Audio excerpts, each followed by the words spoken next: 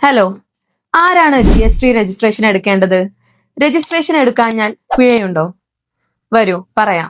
വാർഷിക turn over service സ്ഥാപനമാണെങ്കിൽ 20 ലക്ഷവും trading സ്ഥാപനമാണെങ്കിൽ 40 ലക്ഷവും കൂടുതലായി കഴിഞ്ഞാൽ GST രജിസ്ട്രേഷൻ നിർബന്ധമാണ്.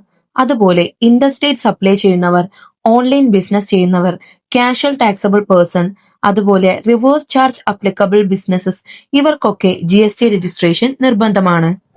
ഇനി GST രജിസ്ട്രേഷൻ എടുക്കാതെ ബിസിനസ് ചെയ്താൽ 10,000 രൂപ അല്ലെങ്കിൽ അടയ്ക്കേണ്ട നികുതിയുടെ 10%, ഇതിൽ ഏതാണോ കൂടുതൽ അതാണ് പിഴ. ഉദ്ദേശപൂർവം നികുതി ഒഴിവാക്കിയാൽ 100% വരെ പിഴ വരാം. GST രജിസ്ട്രേഷൻ ഒരു ഓപ്ഷൻ അല്ല, അതൊരു ലീഗൽ റെസ്പോൺസിബിലിറ്റിയാണ്. GSTയുമായി സംബന്ധിച്ച എന്തെങ്കിലും ഡൗട്ട്സ് ഉണ്ടെങ്കിൽ കമന്റ് ചെയ്യൂ. Follow for more GST tips.